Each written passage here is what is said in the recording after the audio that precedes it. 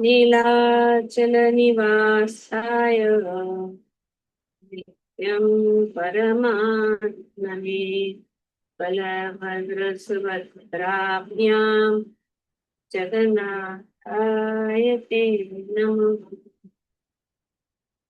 हरे कृष्ण। श्री जगन्नाथ अष्टकम के ये दूसरे श्लोक में बताया गया है और इस प्रकार है। तुझे सवे वीणु चेरति सीखिपि कटितटे दुकूलं निद्रान्ति सहचर कटाक्षं च विदुषि सदा श्रीमद्वृन्दावन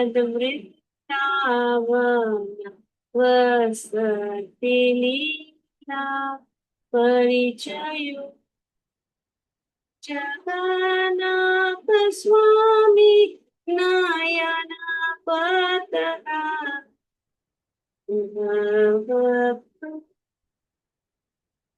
इसका अर्थ ये है,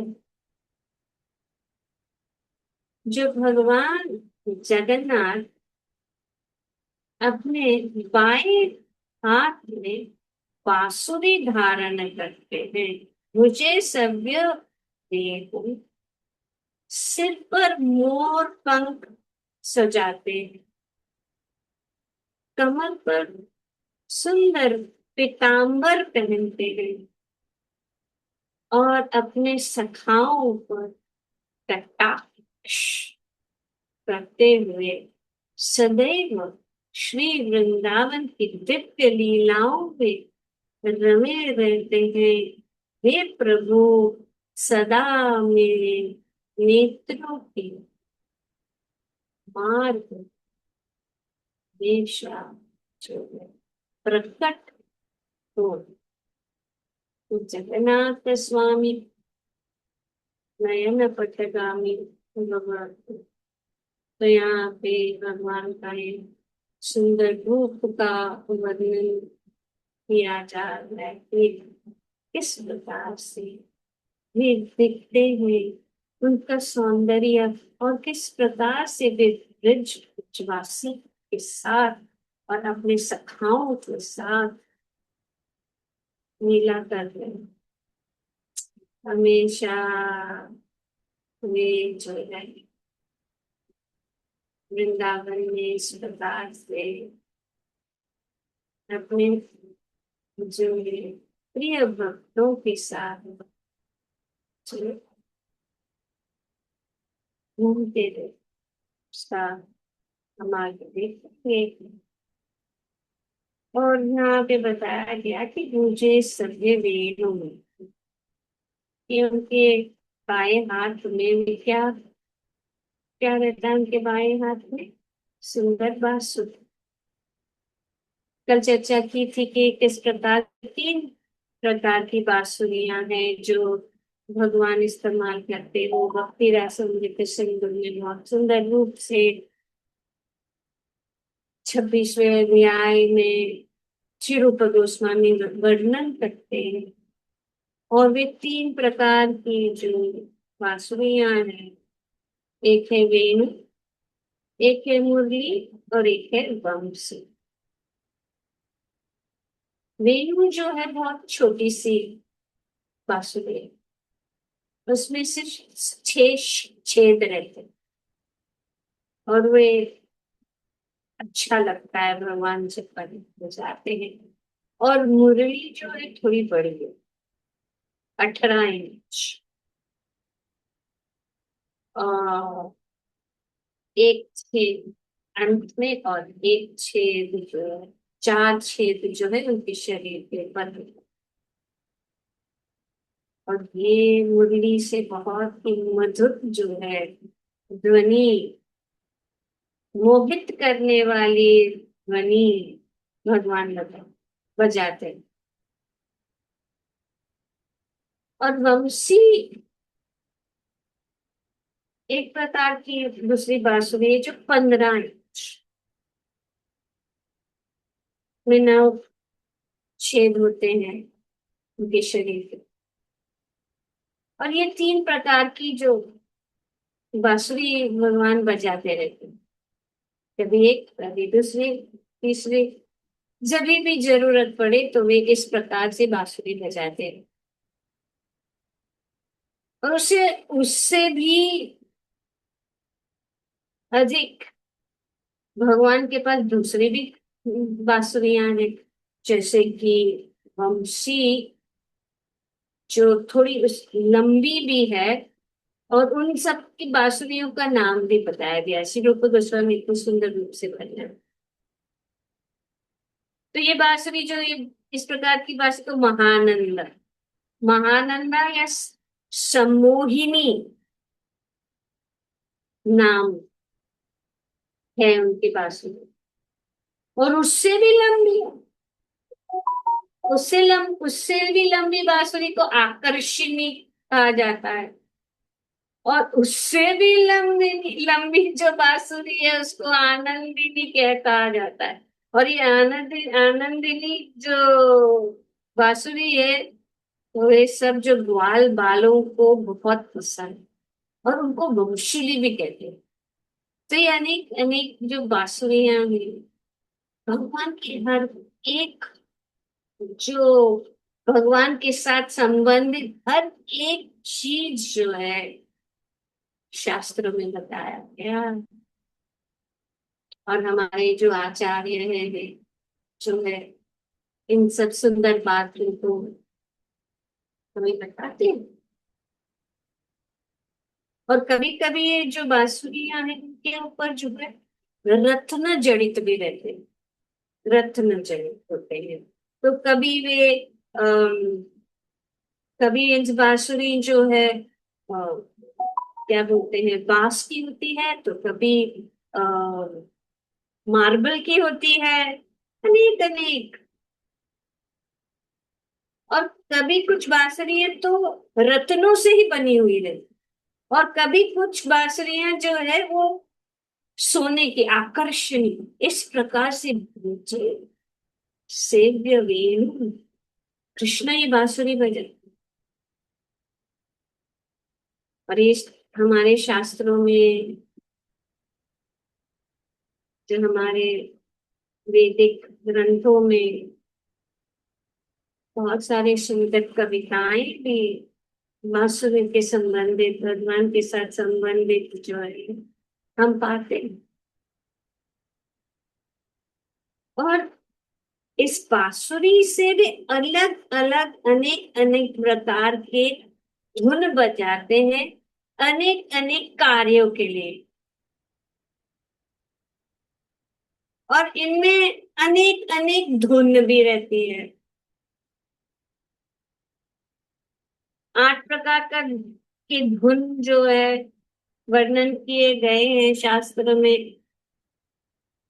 जब भगवान एक प्रकार का धुन बजाते हैं तो सभी देवता, ब्रह्मा जी और सभी देवता और शिव जी का ध्यान जो है टूट जाता, वे सब कुछ भूल जाते हैं और वे मग्न हो जाते हैं भगवान की ये सुंदर धुन, ध्वनि सुंदर। और अनंत शेष जो होता है उसमें हिलने लग जाते हैं, वो इतने जो है मग्न हो जाते हैं कि हिलने लग। एक धुन, दूसरे प्रकार की धुन जो है जब भी बजाते हैं तो यमुना जी जो है उल्टी बहने लग जाती। और तीसरी धुन जब भगवान बजाते हैं तो चंद्रमा स्थित हो जाते हैं, कि शरद पूर्णिमा की रात हो जाता, स्टॉप्स मूविंग, हिलने बंद कर जाते, चंद्रमा हिलना बंद कर दो। चौथी प्रकार की धुन जो है गौओं के लिए, जब भी बचाते तो भगवान श्री कृष्ण के पास सब गौवे जो है भागते भागते आ जाते हैं उनका ये सुंदर बांसुरी का वादन सुनने के लिए। पांचवा धुन गोपियों के लिए। वे गोपियां जो है तुरंत वो धुन लग जाते हैं तो भागते हुए आ जाते हैं। और छठा धुन, जब भगवान छठा प्रकार का जो धुन ये भगवान करते जाते हैं तो पत्थर पिघलने लग जाता है, जो साक्षात हम देखते हैं जब वृंदावन में हम जाते हैं तो श्री राधा दामोदर मंदिर में भगवान के गिरिराज शिला के गोवर्धन शिला के ऊपर हम साक्षात भगवान के चरण चिन्ह देख सकते हैं कि किस प्रकार से पत्थर भी पिघल जाता है। और सातवां दिन से अनेक अनेक ऋतु, जो भी ऋतु, शरद ऋतु और जितने भी ऋतु है वो प्रकट हो जाते हैं जो उनकी इच्छा के अनुसार।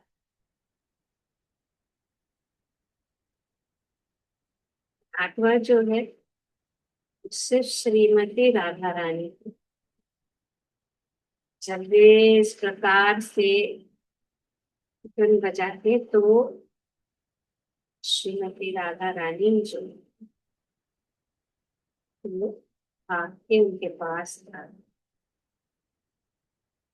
और सबसे जो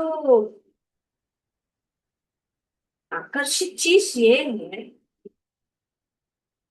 कि जब ये अनेक अनेक प्रकार के धुन बजाते हैं तो वो धुन जो है सिर्फ उसको सुनाई देता है जिसके लिए उनको बजा, उनके लिए और कोई नहीं सुन सकते हैं इन दोनों को। अगर भगवान गोपियों को बुलाने के लिए धुन बजाते हैं सिर्फ गोपियां सुन सकती और कोई नहीं सुन सकता। अगर वे एक प्रकार का धुन गौओं के लिए बजाते सिर्फ गौ ही सुन सकती और कोई नहीं सुन सकता।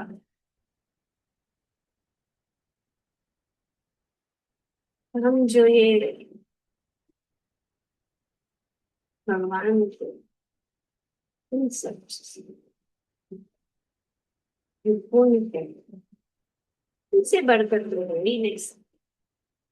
इनके पास ये शब्द मास्टर ऑफ ऑल मिस्टिक्स, बहुत ही मिस्टिकल।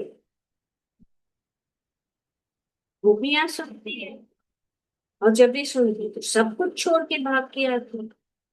ये अपने घर में अपने पतियों की सेवा कर रही है, अपने अपने सब लोगों की सेवा कर रहे हैं तो उनको पता नहीं चलता कि परिवार वाले लोगों को क्या हो गया, तो अचानक वो उठ के भाग रही है। आधा रोटी टप रहा है चूल्हे के ऊपर और प्लेट तक नहीं पहुंचा और वो भाग रही है सब कुछ। तो भी आकर्षित, अब मतलब वो उनको समझ में नहीं आता है कि आश्चर्यचकित हो जाते हैं कि क्या हो गया। इस प्रकार से भगवान बांसुरी बजाते और ब्रज में एक सुंदर स्थान है तेर कदम। तेर कदम में ये एक बहुत सुंदर स्थान है जहाँ पे रूप गोस्वामी वहां जाकर भगवान श्री राधा और कृष्ण के सुंदर जो है कविताएं और गीत लिखते भी जा सकते हैं। ये जगह जो है नंदगांव और जावटी, नंदगांव जो जावटी और जाता है उस रास्ते में। और वहां पे राधा और कृष्ण ने बहुत सुंदर दिव्य लीलाएं की। वे तीर्थधाम में श्री भगवान,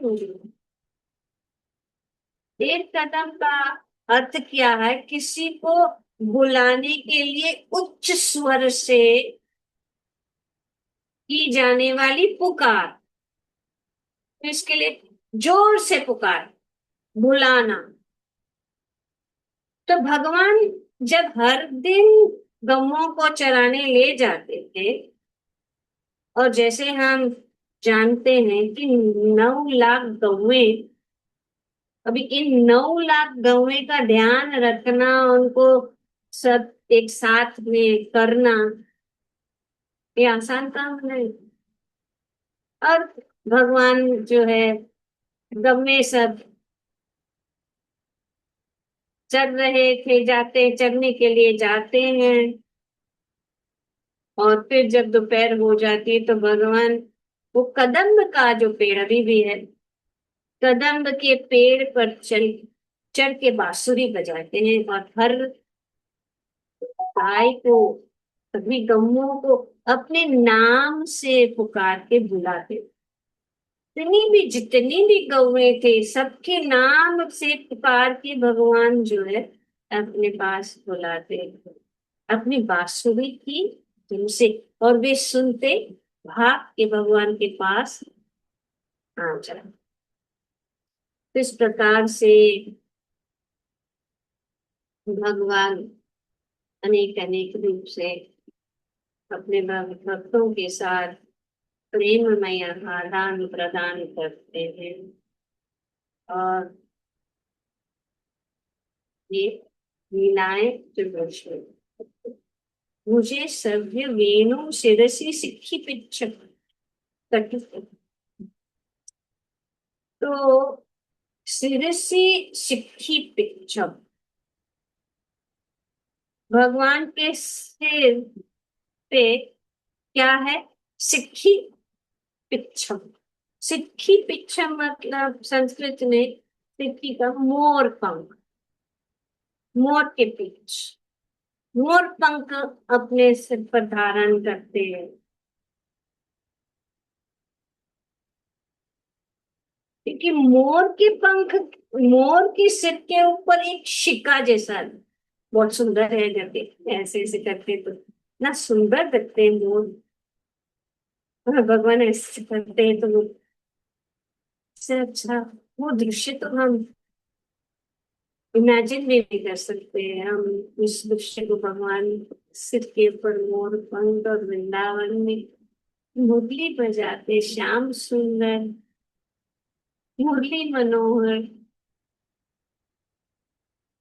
इस प्रकार से। और इस खिपिच, ये मोर पंख क्यों लगाते हैं, उसकी भी बहुत सुंदर जो है, सुंदर रूप से वर्णन किया गया है हमारे आचार्यों द्वारा। और ये कथा, जैसे हम बरसाना जाते हैं तो बरसाना में स्थान है मोर कुटीर, मोर कुटीर।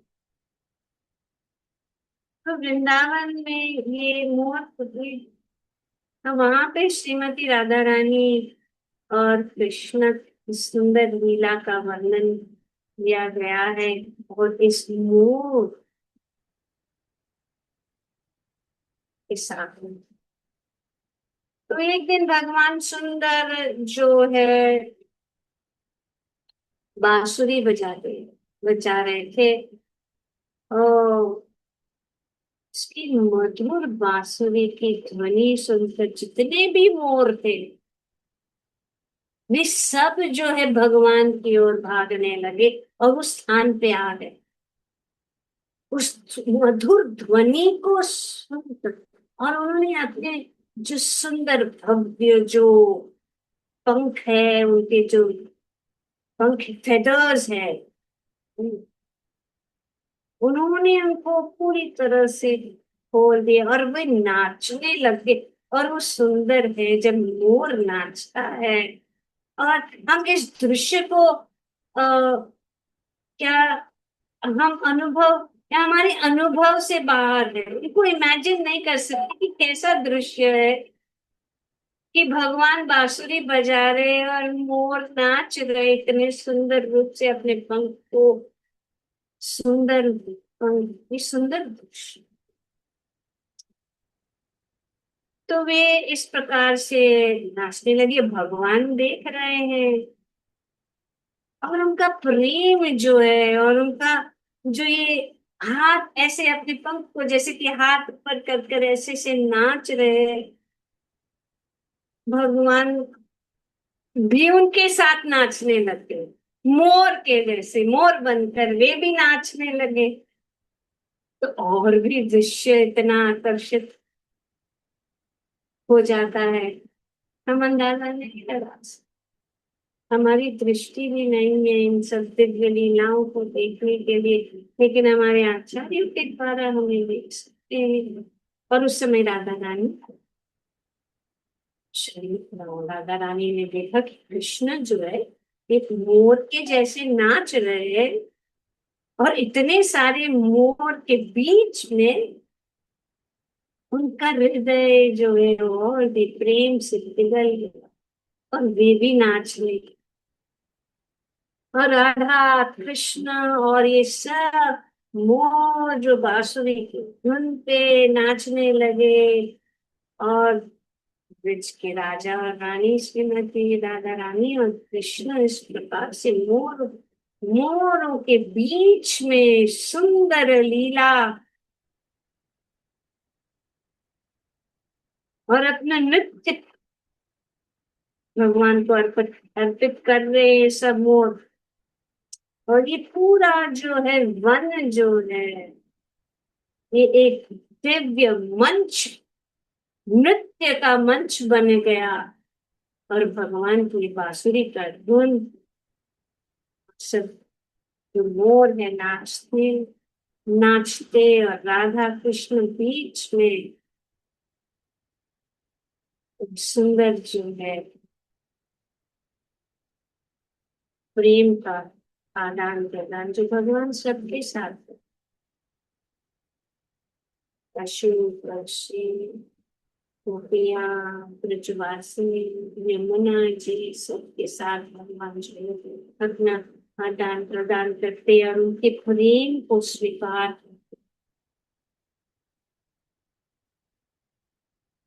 और भगवान के प्रति उनके हृदय में जो सब मोर थे, उनके हृदय में इतना प्रेम, तो उन्होंने अपना जो पंख जो है भगवान के चरण कमलों में अर्पित कर दिया, प्रेम का अर्पण। और भगवान ने उनको उठाकर अपने सिर के ऊपर रख दिया। और उस दिन से भगवान जो है वो हमेशा अपने सिर पे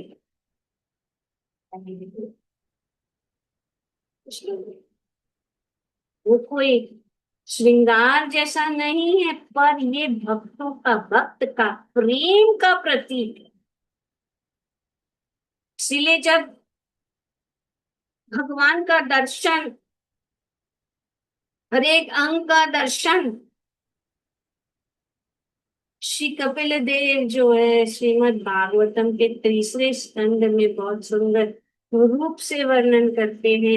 और शास्त्र में भी हर एक अंग भगवान का, उनका हर एक श्रृंगार, जैसे कि ये मोर पंख भी।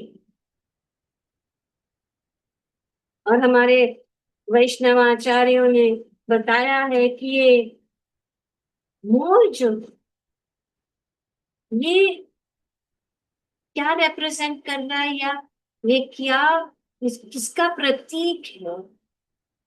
ये भक्त, अपने प्रिय भक्त के प्रतीक है मोर। किस प्रकार से वे अपने हृदय को खोल देते हैं भगवान के लिए, अपने हृदय को भगवान को पाने के लिए वे अपने हृदय को खोल देते हैं। और भगवान उनके साथ नाचते हैं।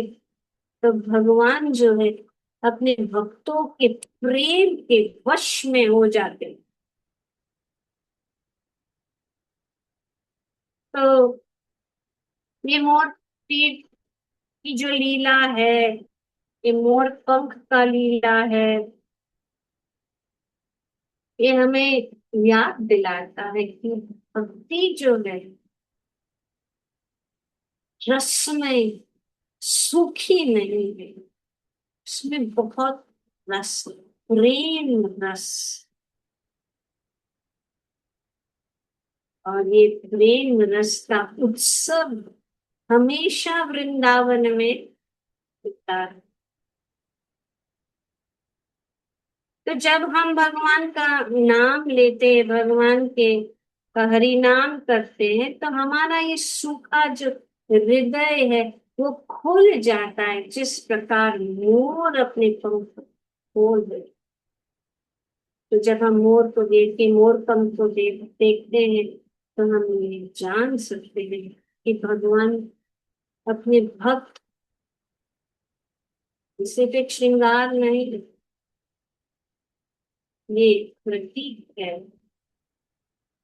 तो का प्रेममय अर्पण। और ये प्रेममय अर्पण भगवान अपने सिर के ऊपर रखे चलते हैं। और इस प्रकार से शिरसी सखी उच्चम करें प्रकृतते दुकूलम। दुकूलम कमर पर क्या है? दुक्कम पीताम्बर कपड़े। कपिल मुनि में भागवतम में वर्णन करते, लसत पंक पंकज किंजल पीत कौशेय वासस। कि भगवान का पीत, लसत मतलब एक चमकीले उनके वस्त्र जो है, पंकज, और उनका जो ये वस्त्र का कलर क्या है, प्रभुपा जी अपने तात्पर्य में बताते हैं कि the exact color of garments of the Supreme Lord is described as saffron yellow, just like the pollen lotus। आप अगर कमल,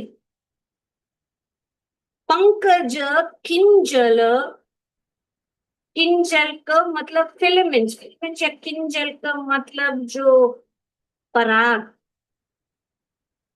पीतांबर पीला वस्त्र श्री कृष्ण की माधुर्य और करुणा का प्रतीक है।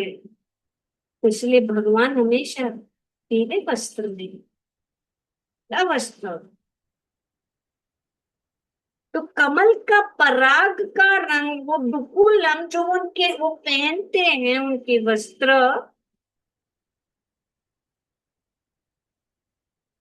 ये अत्यंत सूक्ष्म। तो ये कमल के बीच में जो, अगर हम कमल को खोलेंगे, उनके पराग, केसर जो हम देखेंगे, वो उसका रंग बहुत सुंदर है। अगर आपने कमल को देखा, कमल को खोला है, तो अंदर का जो वो सुंदर रंग जो है, वो रंग जो है भगवान कमल का पराग।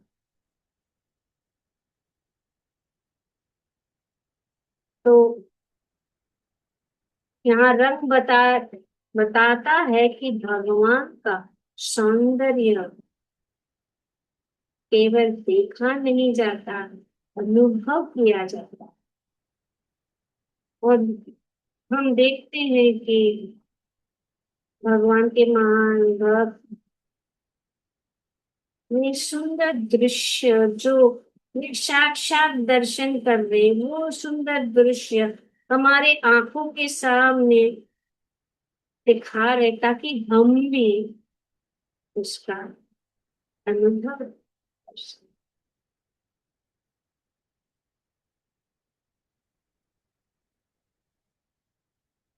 जैसे कि ये कमल का जो सुगंध है, कमल का पराग छूते ही सुगंध फैलता है, वैसे ही भगवान का रंग हृदय को तुरंत बदल देता है।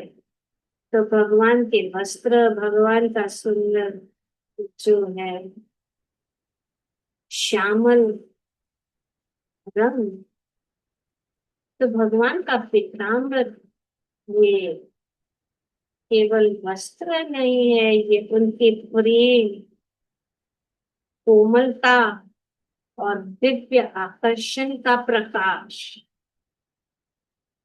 हर एक अंग, वे मधुर, उनका सब कुछ मधुर है। हम बहुत सुंदर जो वल्लभाचार्य द्वारा रचित ये मधुर अष्टकम में हम पूरा जो भगवान की मधुरता, उनके हर एक अंग का वर्णन किया है। बहुत सुंदर अष्टकम है। इतनी सारी सुंदर सुंदर स्तुतियां हैं, जैसे कि यहाँ पे आ, ये जगन्नाथ है। और फिर क्या कर रहे हैं, नेत्रांते सहचर कटाक्षम च विदति। कटाक्षम मतलब है अपनी आंखों की कोने से अब देखते रहते हैं सबको, ये देखते रहते। और जगन्नाथ जी तो सबको हमेशा देख रहे हैं। और ये कटाक्ष कहाँ पे सब हो रहा, ब्रज में, वृंदावन में। और ब्रज अर्थ क्या है, जाना या चलना, वर्जन, गमन। वे हमेशा घूमते समूह के साथ, अकेले नहीं, झुंड में, किसके झुंड में, सहज, नेत्रांते सहचर कटाक्षम च विदति। मथुरा और वृंदावन के आसपास का प्रांत जो भगवान श्री कृष्ण का लीला क्षेत्र है, और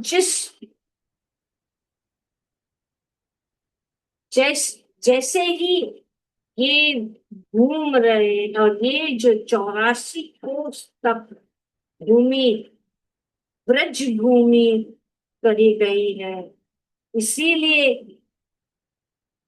क्या है, वृंदावन परिक्रमा, ब्रज परिक्रमा, बहुत 84 कोस की परिक्रमा करते हैं। हरे हरे कोने कोने में भगवान जो है इस प्रकार से वर्जन करते अपने भक्तों के साथ। और भगवान की आंखें वे देखते रहते, तो उनकी आंखों में कौन बसे हुए हैं, उनके सहचर, उनके भाव।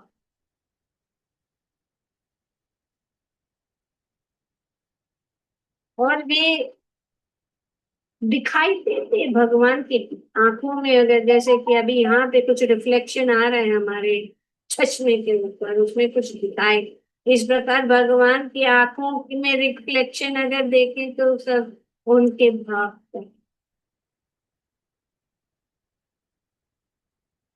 भगवान की आंखों में क्या दिखाई दे रहा है, आंखों में सहज, जो भगवान के साथ चलते हैं। कौन चलते हैं, भगवान के साथ सब जो बाल बाल है, जो सखा है, वे चलते हैं। और उनके साथ गौवे चल रहे हैं। और भगवान के नेत्र में क्या दिखाई दे रहा है, वो सखा और बाल। इतना सुंदर दृश्य यहाँ पे इस जगन्नाथ अष्टकम में वर्णन किया था।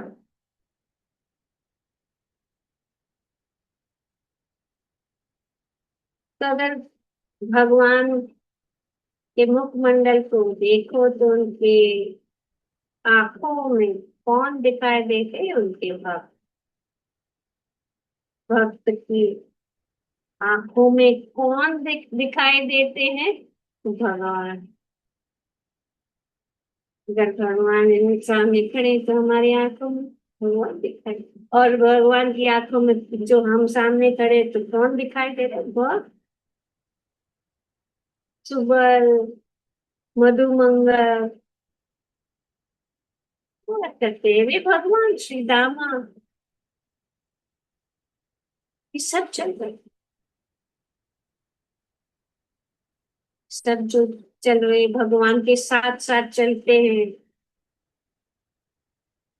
और वे देखते रहते हैं, वे अब भगवान के आगे नहीं चलना चाहते, उनके पीछे पीछे पीछे पीछे चलना चाहिए।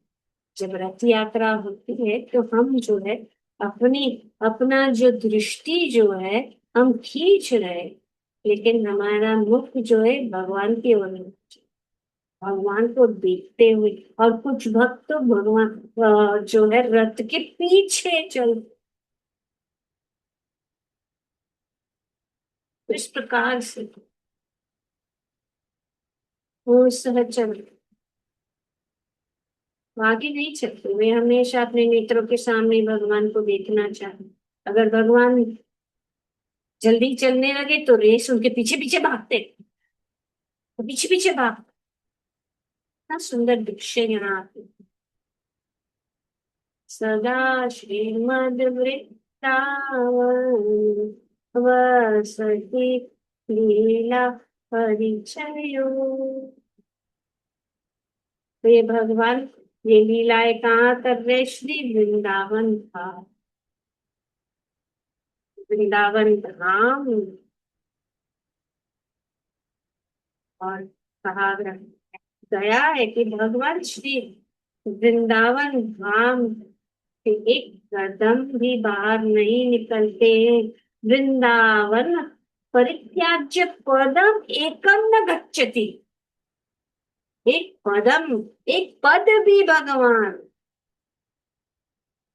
और वसती लीला परिचय, जब भगवान की बात करते हैं तो श्री भगवान की लीला की बात करते हैं तो परिचय क्या है? वृंदावन।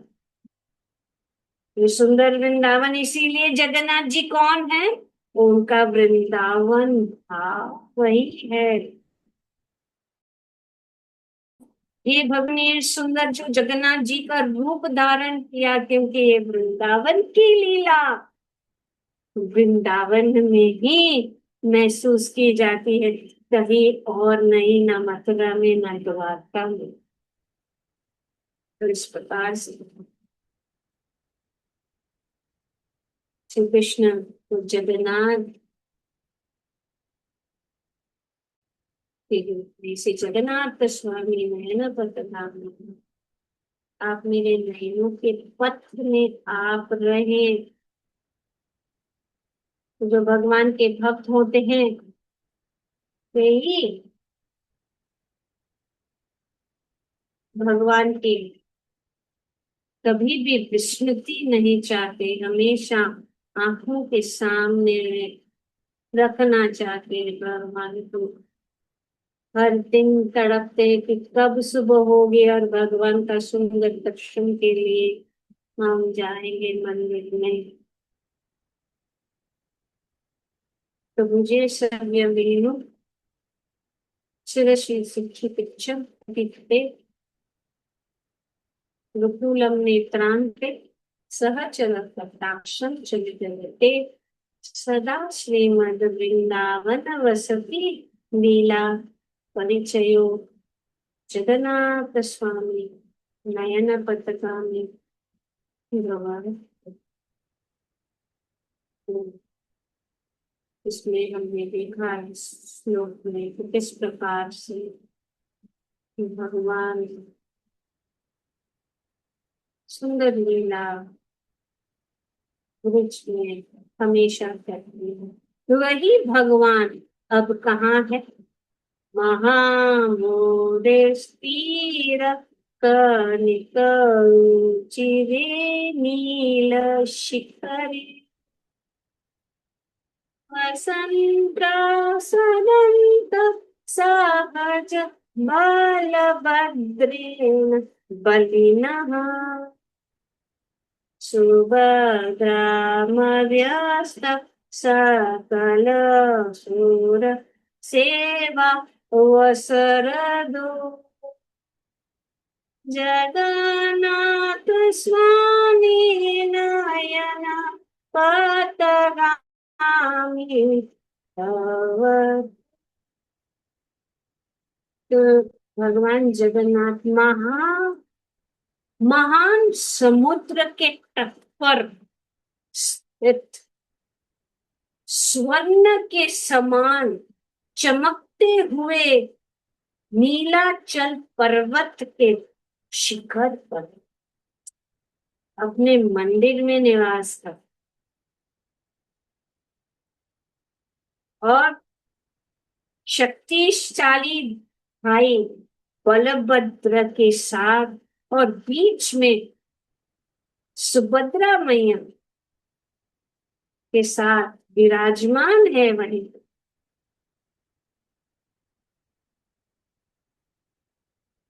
और इस रूप में विराजमान है और इस रूप में वो क्या कर रहे हैं, वे सभी देवता सकल सूर सेवा वसर दो, सभी देवताओं को अपनी सेवा का अवसर प्रदान करते हैं।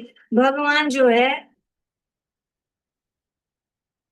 सभी देवताओं को सेवा का अवसर प्रदान करते हैं। इस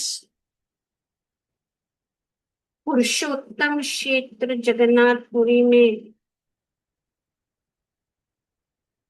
नित्यस्त सकल सूर सेवा वसर दो जगन्नाथ स्वामी नयन पथगामी भगवत। तो यहाँ पे बताया गया महोदधि जो समुद्र है, जगन्नाथपुरी का जो समुद्र है, यहाँ पे महोदे महोदधि तीर्थ, महा ये तीर मतलब समुद्र के तट। वे कहाँ से आए, वृंदावन से यहाँ पे जो रह रहे हैं। और ये सुंदर जो जगन्नाथपुरी पुरुषोत्तम क्षेत्र भगवान का, ये धाम का वर्णन पद्म पुराण में भगवान स्वयं बहुत सारे, ये जो पुरुषोत्तम क्षेत्र महात्मय है, ये पूरा जो है स्कंद पुराण में और अनेक अनेक पुराण में और पद्म पुराण में 11वें अध्याय में भगवान श्री कृष्ण शिव जी को कहते हैं कि मैं हमेशा निरंतर श्री क्षेत्र में निवास करता हूँ और मैं वहां पे क्या करता हूँ, मैं जो भोग लगाया गया प्रसाद में पाता हूँ, जो मुझे भोग लगाया गया वो जो भोग को मैं स्वीकार करता हूँ और प्रसाद के रूप में सबको उपलब्ध। तो कहते हैं कि मैं वहां पे जो भोग स्वीकार करता हूँ और जो कोई इस पूरी धाम में, इस जगन्नाथपुरी में आप वास करते, ये सिर्फ सोता है,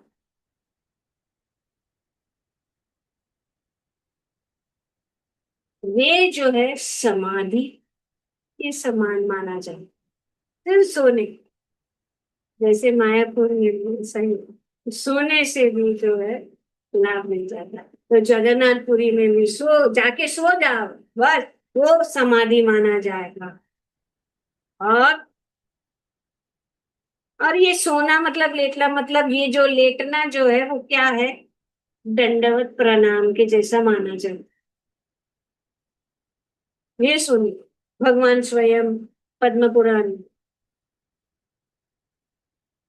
और घूमना, पुरी में घूमना, ऐसे ही आते हैं, घूमने के लिए आए, घूमने का जो लाभ क्या है, परिक्रमा जैसे माना जाता है कि परिक्रमा हो। हर शब्द जो बोला जाता है, जो मेरा गुणगान के रूप में, वो जो है पवित्र हो जाता है। और जो कोई भी इस जगन्नाथपुरी में वास करता है, वो मेरे बराबर। यमराज का यहाँ पे कोई शासन नहीं चलता। यमराज जो है जगन्नाथपुरी में एंटर भी नहीं कर सकता। उनका वहां पे कोई चलता नहीं है। ये जो है भगवान स्वयं। और स्कंद पुराण में भी अ, बताया गया है, जब ब्रह्मा जी भगवान को मिलने गए, और जब ये पुरुषोत्तम क्षेत्र जो हमेशा शाश्वत है, हमेशा के लिए, प्रलय के समय भी सब कुछ नष्ट हो जाता है, लेकिन जो है पुरुषोत्तम क्षेत्र जगन्नाथपुरी श्री क्षेत्र जो है कभी भी नष्ट नहीं होता। उसका वर्णन बहुत ही विस्तार रूप से स्कंद पुराण में किया गया। तो शिव पुराण में बताया गया है कि 7 द्वार है, मुक्ति के 7 द्वार। शमशाद चक्र, और जो ये यहाँ पे जगन्नाथ है, भगवान का स्मरण, भगवान का महाप्रसाद, ये धाम यात्रा, संकीर्तन, वहां पे वास करना, दर्शन और मृत्यु जो कोई भी इसमें पाता है, वो जो है मुक्त हो जाता है। शुक्र।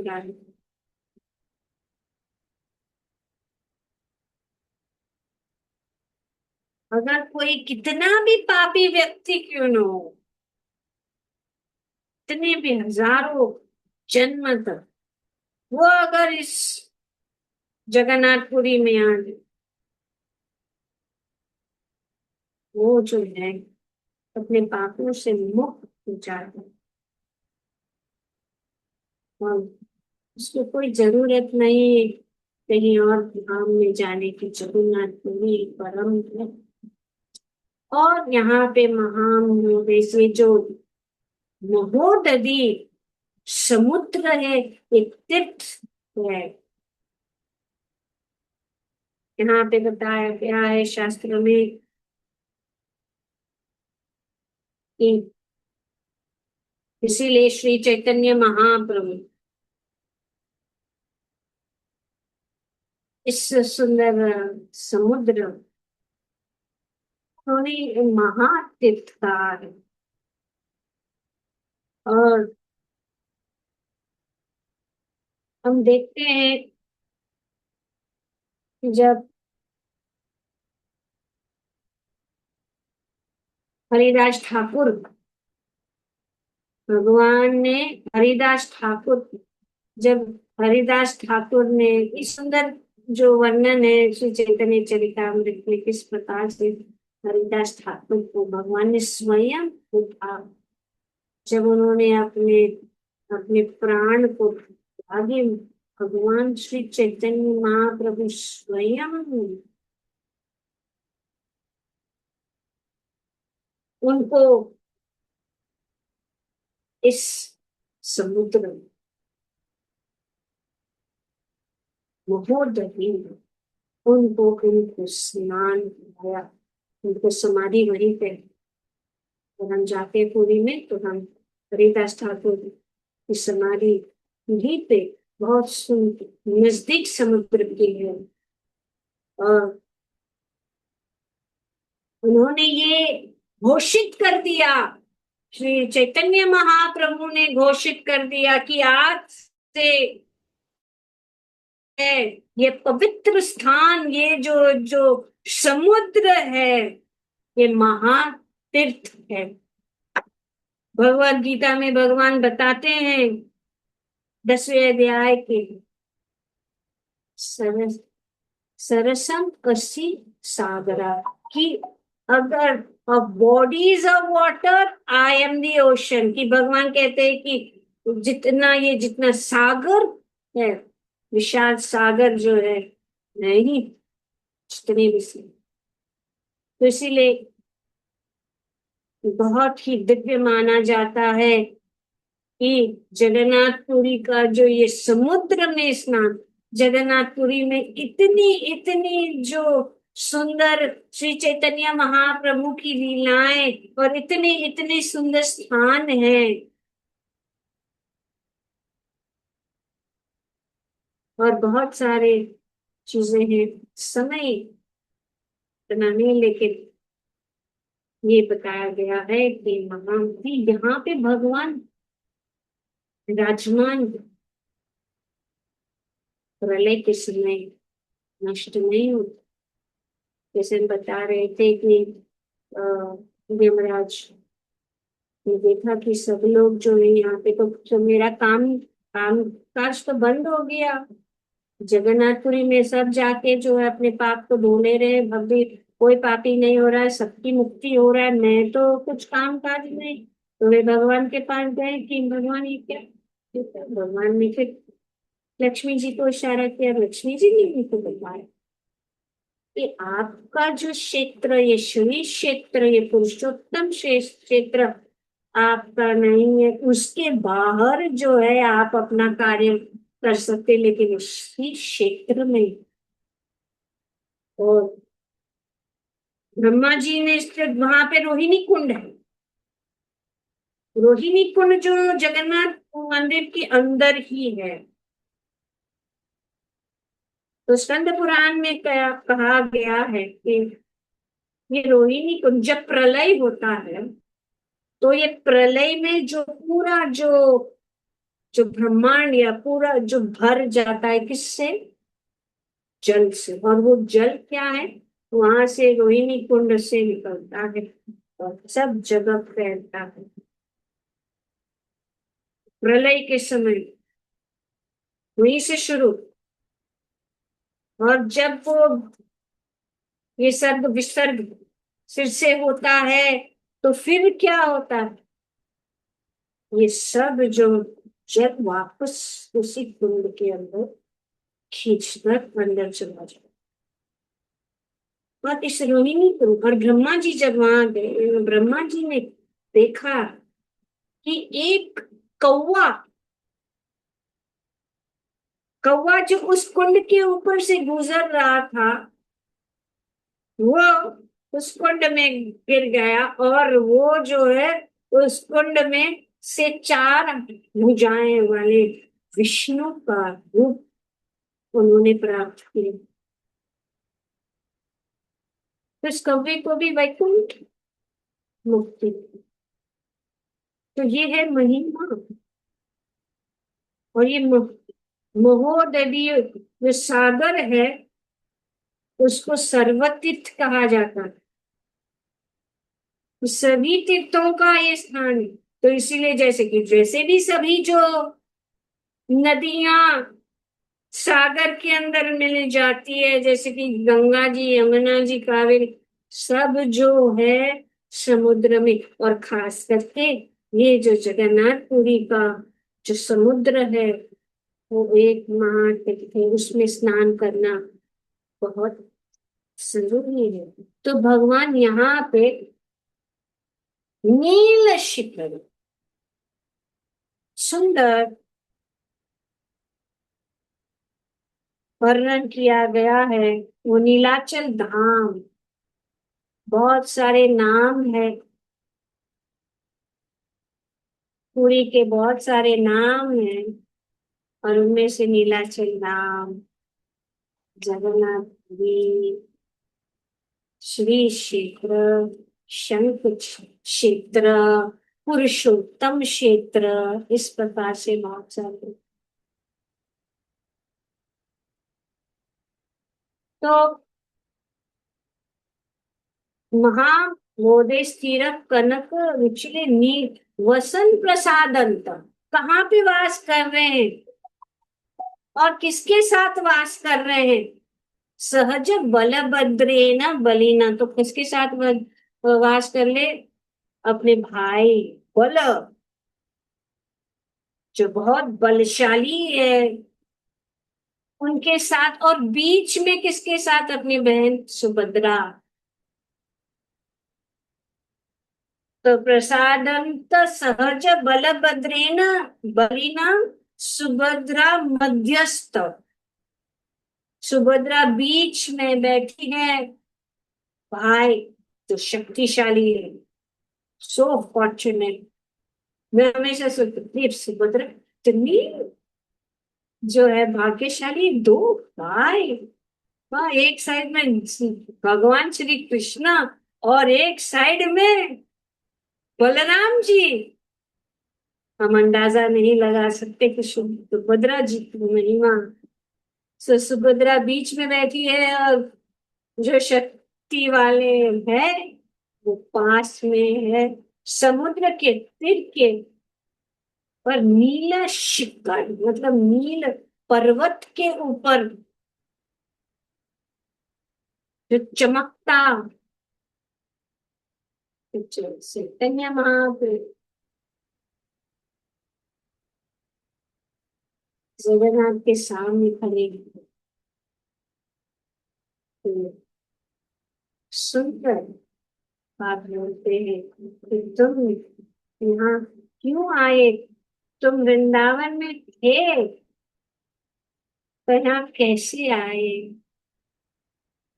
तो इस प्रकार से सकल सूर सेवा वसल, सेवा का अवसर, सेवा का अवसर देने के लिए कि वृंदावन में आपने किसी को सेवा का अवसर नहीं दिया।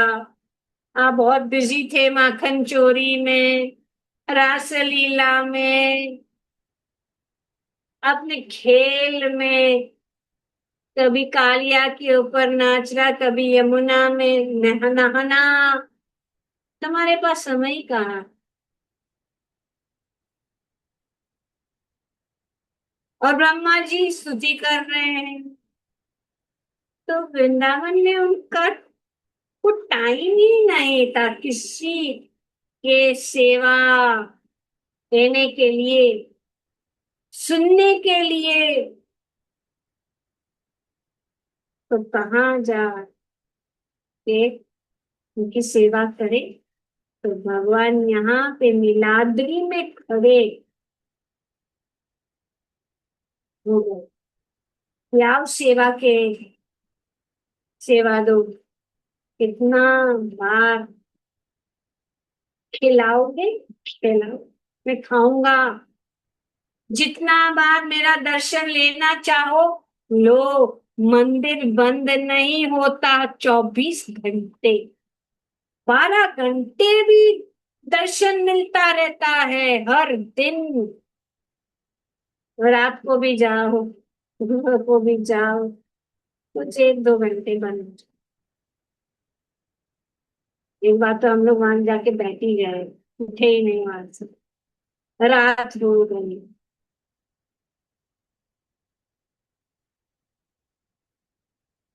जितना सेवा देना चाहते हो, इतना गाना चाहते हो, नाचना चाहते हो, आकर बैठो और मैं सेवा सुधा। तो भगवान अनेक अनेक लीलाएं करते हैं। कहा जाता है कि भगवान बद्री नारायण में, बद्रीनाथ में स्नान करते हैं, द्वारका में श्रृंगार, जगन्नाथपुरी में भोग खाते हैं, और श्रीरंगम में श्री। तो भगवान सेवा का अवसर देने के लिए वे खड़े हुए हैं, जहाँ भगवान सेवा लेते हैं। जगन्नाथपुरी धाम के विशेष महत्व है। हर एक धाम में एक एक बात है। द्वारका में ऐश्वर्य लीला, द्वारकाधीश वृंदावन में माधुर्य लीला, जगन्नाथपुरी में तीनों भाव, सौंदर्य भाव, माधुर्य भाव और ऐश्वर्य भाव, तीनों का सम्मेलन है। तो इसे महान स्थिर कनक रुचिरे नील शिखरे प्रसन्न प्रसादंत सहज बलभद्रेण बलिना सुभद्रा मध्यस्थ सकल सुंदर सेवा वसर तुम जगन्नाथ स्वामी नयन पथगामी भगवत तुम्हें। जगन्नाथ स्वामी नयन पथगामी भगवत तुम्हें। जगन्नाथ स्वामी नयन पथगामी भगवत। हरे कृष्ण। आज के लिए इतना है।